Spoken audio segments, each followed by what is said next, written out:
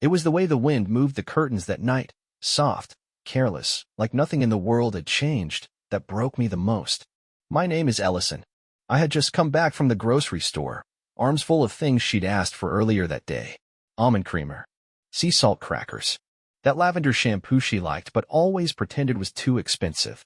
There was a warmth in me as I pulled into the driveway, a calm certainty. We had been through a rough patch lately. Sure, long silences, distracted smiles, her phone always face down. But I told myself it was just life being life. Stress, work, one of those invisible tides couples quietly wait out. But when I walked inside, the apartment felt hollow. Not empty, just absent in a way that made the air feel wrong. I called her name once. No answer. I noticed her purse was gone, and her shoes, the tan ones she only wore when she wanted to look effortlessly pretty. My first thought wasn't panic. It was hope, that she had gone to meet a friend, that maybe she was trying to reconnect with herself, and by extension, with us. I smiled at the thought, and then I saw the message on the counter. It wasn't a letter. Nothing dramatic. Just a folded napkin from our kitchen drawer with a few words scribbled in blue pen. Out with Marla. Be back late. Don't wait up. That sentence sat in my chest like a stone. Marla. Her coworker. The one she always mentioned when she needed a reason to disappear. The one I'd never met. I stood there in the kitchen, staring at that napkin, feeling like someone had taken a layer of color out of the world. Not all of it, just enough to make everything feel off. I set the groceries down gently. My hands were steady, but inside I was shrinking. Slowly. Quietly. It wasn't suspicion that moved me toward her laptop. It was instinct. I didn't want to dig. I didn't want to be that person. But something in me needed to touch the truth, even if it hurt. She hadn't logged out. There it was. Her messages. Not to Marla. To Travis, bar shift speech balloon. Do you ever feel your chest go completely numb? Like your ribs are trying to hold your heart still so it won't fall apart? Can't wait to see you tonight. Same spot. Don't forget the drink I like. Wearing the dress you love, face-blowing kiss. That was the moment I sat down on the floor. Not out of shock.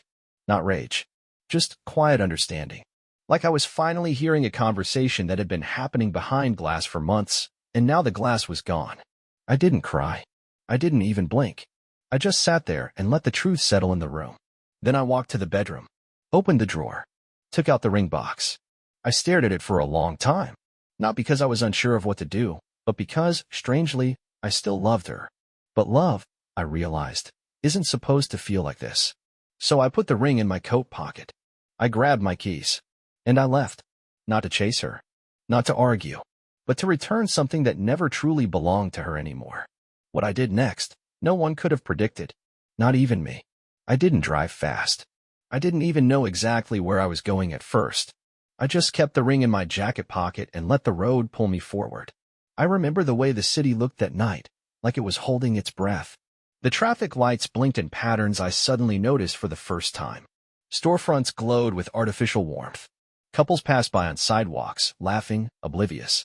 And there I was, one hand on the steering wheel, the other resting over the small box like it was a wounded part of me I hadn't realized was bleeding. I wasn't going to the bar. Not to confront her, not to create a scene, not to shout her name over clinking glasses and cheap music. I wasn't going to beg or plead or ask why. I was going to do the only thing left that still felt like it belonged to me. And strangely, it felt peaceful. There was no racing heart, no fury, no trembling hands. Just a stillness. Like when you finally understand the ending of a book you didn't realize you'd been reading wrong. I stopped at a corner about a block away from the bar. I could already hear the echo of voices spilling into the night. It was the kind of place where nobody asked questions, where everything smelled like spilled beer and worn-out stories. I stayed in the car for a while, watching people come and go. One of them was her Odessa, in a navy blue dress, walking like she had no weight on her shoulders. She wasn't with Marla. She was with him. A tall guy with that easy kind of confidence I never really learned to have. He leaned in close to her, said something that made her laugh, that laugh I used to wait for. She touched his arm the way she used to touch mine when she didn't want to let go. It didn't crush me. It just confirmed everything I needed to know. I waited until they disappeared inside, then stepped out of the car, walked around to the back entrance of the bar, and quietly slid the small ring box through the mail slot of the staff door. That was it. No notes. No dramatic send-off. Just the quiet click of metal against metal as the ring left my life without ceremony. She'd find it eventually. Maybe later that night, maybe the next morning, maybe not until someone else handed it to her and said, "This came for you." But she'd know what it meant. She'd know I'd seen everything, understood everything, and that I chose not to fight. Because honestly, there was nothing left to fight for. Walking back to the car felt like the longest part. Not because of distance, but because with every step, I felt pieces of myself sliding off like old skin. The man who planned our wedding. The man who saved screenshots of the first time she said, "I love you." The man who thought commitment meant something to her. All of it fading. Quietly. When I got back into the driver's seat, I didn't start the engine right away. I just sat there and listened to the pulse of the city. I thought about all the things I wanted to say to her. Not accusations, just truths. Like how I noticed she stopped reaching for my hand in public 3 months ago. How she started humming less in the kitchen. How she began complimenting strangers more than me. These small, almost invisible warnings I kept brushing aside because I believed in her more than I believed in patterns. I didn't blame her. I didn't even hate her. But I did finally see her. And it wasn't who I thought I was going to grow old with. I drove home slower than before. Every red light felt like a moment to reflect. I passed the building where we first kissed, the bakery where we'd get muffins on Sundays, the street where she once told me, "I feel safe with you." I used to hold on to those memories like they meant everything. Now, they felt like borrowed time. When I finally walked through the front door, the apartment didn't feel as hollow as before. It felt different, like something was missing, yes, but also like space had been made for something else. Something that didn't need lies to breathe. I poured myself a glass of water. No alcohol. I wanted to feel every inch of the decision I had just made. I stood by the window and looked out at the night, not to wait for her return, but to prepare for the version of myself that would come next. The next morning, I would wake up and not be someone's fiancé, but I would also not be someone's fool. And for the first time in a long time, that felt like freedom. I didn't pack a single bag. Not because I was trying to make a statement, not because I was planning to come back, but because I didn't know what belonged to me anymore. When trust breaks in a place where two people live, the walls start feeling rented, even if the lease has both names on it. So I left everything exactly where it was. Toothbrush. Shoes. My college sweatshirt that she always stole on cold mornings. Even the half-empty bottle of cologne I wore the night I proposed. I looked at it before leaving and felt like I was staring at a version of myself that no longer existed. The funny part? There was no shouting. No crying. No slamming doors. Just a strange kind of stillness, like the world paused for a breath before continuing without me. I drove for hours that night, not toward anyone or anything in particular. I ignored the urge to call someone. I didn't need advice. I didn't need comfort. What I needed was space. And not the dramatic kind you ask for during an argument, but real, empty, uncurated space. A gas station bathroom felt more honest than the apartment I had just walked out of. I ended up in a small town about 2 hours away. It had a 24-hour diner and a motel that hadn't updated its carpets since the 80s.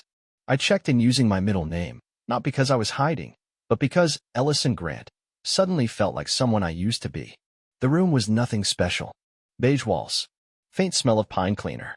A buzzing light in the bathroom that blinked just often enough to annoy me but not enough to fix. I dropped onto the bed without even taking off my jacket. I stared at the ceiling for what felt like a full hour. I wasn't sad. I wasn't numb. I wasn't anything. I was between versions of myself. Still shaped like a man in love, but hollowed out by truths I couldn't unsee. I kept replaying the way she laughed with him. Not because I was jealous, but because it looked so natural. So easy. Like she'd done it 100 times. Maybe she had. Maybe I had just been the in-between. The placeholder for the version of her that still wanted to explore. To feel new again. And that was the part that hurt most. Not that she cheated, but that I became ordinary to her. When the sun finally started bleeding through the curtains, I got up and took the longest shower of my life. Not to clean off anything physical, but to stand still in a place where no one expected anything from me. Not love. Not forgiveness. Not understanding. Just steam and water and silence. I didn't look in the mirror afterward. Not because I couldn't face myself, but because I wasn't ready to see who I'd become without her. I ordered black coffee and dry toast from the diner across the street. The waitress didn't ask questions. I think she knew the look. The quiet man who left too early and looked like he'd forgotten how to sleep. She gave me extra napkins without saying a word. That felt like more care than I'd felt in weeks. And there, in that cracked vinyl booth, I finally reached for my phone. Dozens of messages. All from her. Where are you? I found the ring. Can we talk? Please don't do this like a stranger. You're overreacting. Call me. I deserve that much. That last one lingered. Deserve? The word tasted bitter. Like she believed pain was a transaction. That she'd earned the right to explain a betrayal like it was a scheduling conflict. I turned the phone off. Not out of anger. But because if I gave her space to speak, I knew I'd start shrinking again. I knew I'd start rationalizing the wound just to feel close to her one more time. No, not this time. Not when I had finally learned the difference between fighting for someone and bleeding for someone who handed you the knife. And so I sat there, in a borrowed booth in a town I couldn't name, eating food I didn't finish, staring out a foggy window into a morning that didn't belong to us anymore. The past was behind me, but the hardest part was yet to come. She called my brother. That's when I knew she wasn't confused, she was cornered. See, when someone betrays you, they don't always panic the moment you walk away. Sometimes, the fear comes later, when they realize you're not chasing them. When they realize their control was never real, just borrowed. I didn't answer her calls. Not the first 3, not the 7th. I wasn't avoiding a fight. I was done offering a platform to someone who had already spoken clearly with her actions. But when she reached out to Nolan, my older brother, the one who had known her almost as long as I had, I understood something. She wasn't trying to explain. She was trying to reset the story. He met me outside the motel that afternoon. No warning. Just a knock. Then his voice. She's worried. And confused. Confused. I hate that word now. It makes it sound like infidelity is a paperwork error. We walked to the bench behind the diner. He had 2 coffees with him. I didn't ask for one. I didn't thank him. I just listened. She said it wasn't serious, Nolan began, that it happened a few times. She says she panicked after she found the ring. Thought you were going to overreact and disappear. I'm not saying she's right, Elle. I'm just saying she's not pretending like it didn't happen. I didn't disappear, I replied calmly. I left. That's not the same. He nodded. But I saw it in his eyes, that subtle tilt of sympathy, that uncomfortable space between trying to support me and trying not to fully condemn her. People get weird when a relationship ends quietly. No yelling. No public shaming. Just facts. And the fact was, she wanted me to play a role in a drama she was now directing. I think you should talk to her, he added. No, I said. I think I already have. That was the moment he understood I wasn't coming back. Later that evening, I received a text. Not from her. From Marla. Yes, the mythical coworker. The one who was always in every excuse, but never in a single photo or call history. Ellison, I thought you deserved to know. I wasn't with her that night. I haven't seen her in 2 months. She's not who I thought she was. I'm sorry. That message didn't break me. It validated me. And still, I didn't respond. Not to Marla. Not to Odessa. Not to anyone. Not because I was cold. Because I was done participating in a narrative where I was the last to know. That night, I didn't look out of a window, or clutch a photo, or ask the stars for answers. I didn't replay our memories, or doubt my decision, or write a letter I'd never sent. I did something completely ordinary. I went to a laundromat, washed my hoodie, folded my clothes, bought a grape soda from the vending machine, and for the first time in weeks, I didn't feel owned by what she did. I wasn't trying to heal. I wasn't trying to prove I'd moved on. I was simply living again, and it felt like a quiet revolution. There's this broken chair in my apartment, left over from a failed attempt to be handy during our first year together. One of the legs is slightly off balance. Not enough to collapse, just enough to make you feel like you shouldn't trust it. I kept meaning to fix it. She kept saying she'd just throw it out. We never agreed on it. And somehow, after everything that's happened, it's still here. That's what I sat in when I got back home. Yes, I went back. Not to return to her. She wasn't there. She hadn't been back since the night I returned the ring. Her things were still where she left them. A half-done crossword on the kitchen table, her perfume on the dresser, the shoes by the door I used to trip over. Everything intact, untouched, like a museum exhibit of our paused life. I didn't touch anything. I just sat in that stupid wobbly chair and stared at the folded CVS receipt still pinned to our fridge, the one from the night she told me she loved me for the first time. We'd run in to buy gum. She kissed me in the parking lot because she said the fluorescent light made my eyes look like storm clouds. We both laughed when the receipt came out about 3 feet long for 1 pack of gum. I kept it. She laughed harder, and then said it. I love you, you sentimental idiot. That receipt is still there, slightly yellowed. corners curling. I didn't cry when I saw it. I didn't feel nostalgic. What I felt was interested. Not in her. In me. Who I was in that moment. Why I believed it all. Not because she said it convincingly, but because I wanted it to be true so badly that I missed everything else. She texted me again that night. Not asking to talk. Just, I think you're being dramatic. But I get it. I need space too. That was the most honest thing she'd said in weeks. She needed space. The kind you create by walking away before the other person notices you're not standing next to them anymore.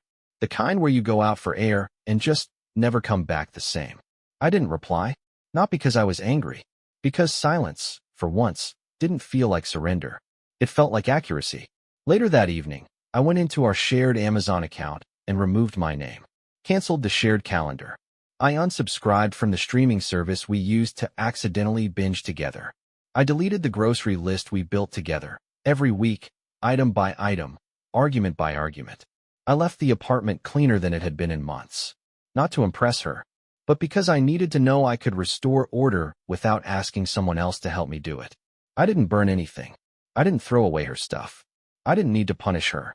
That would have required energy I no longer wanted to spend. It was over, and I was just tired of pretending like there was a next step. I fell asleep on the couch, not from sadness, just because I didn't feel like making the bed anymore. When I woke up, it was still dark. The air smelled like lavender and leftover chicken from a meal I didn't finish. I stood in the hallway for a long time, looking at the closed door to our bedroom. I didn't open it.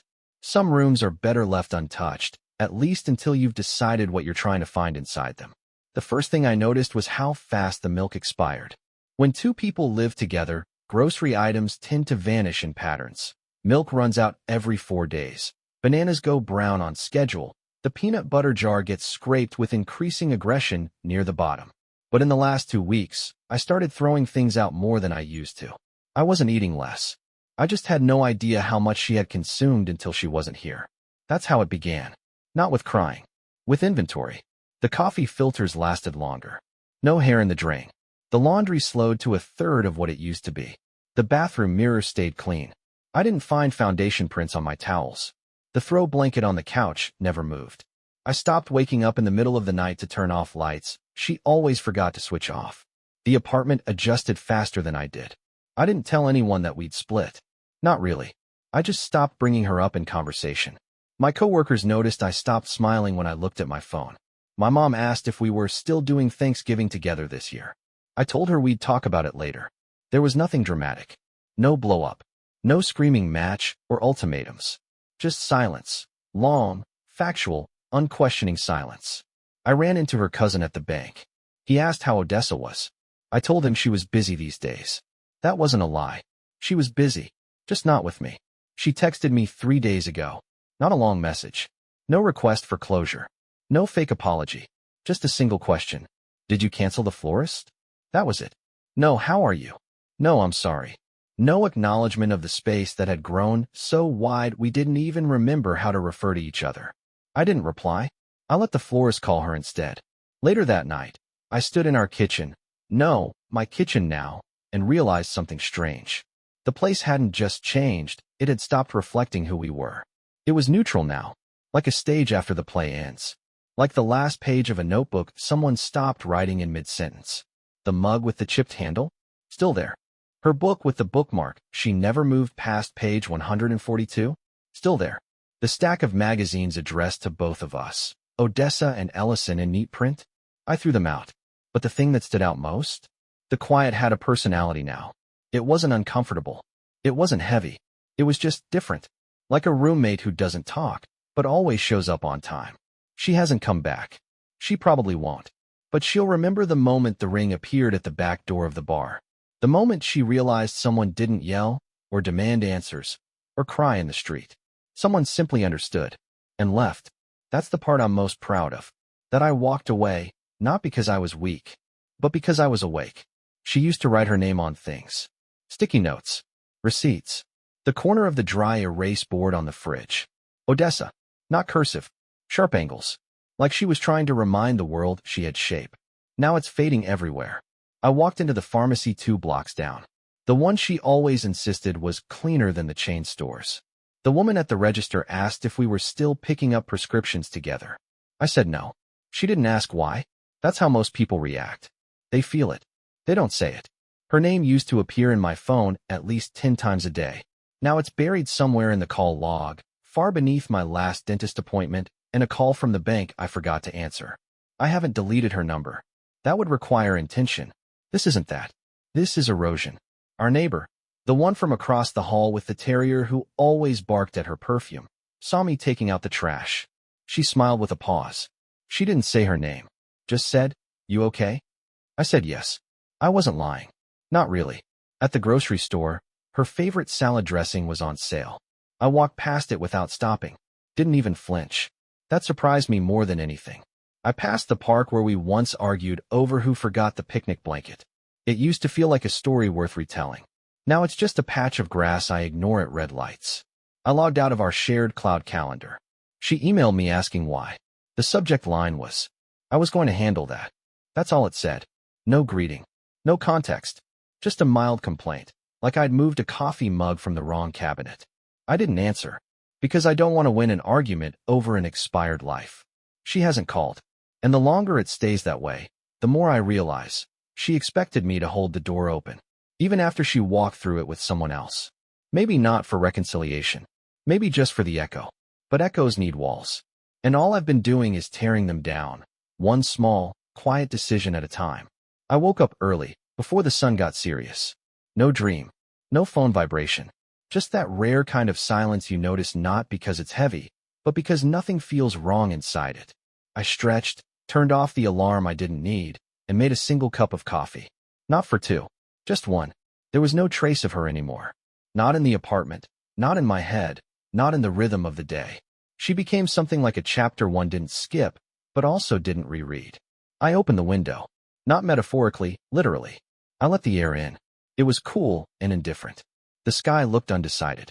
I liked that. It matched my mood. Not chasing meaning, just noticing. I went for a walk. No destination. I watched a dog try to carry a stick twice its size down a narrow sidewalk. I watched two old men argue about lawn care outside a hardware store. I laughed quietly to myself and didn't think about whether she would have found that funny too. At the cafe, the barista asked if I wanted the usual. I hesitated. I realized she was talking about my usual, not ours. That moment felt bigger than it should have.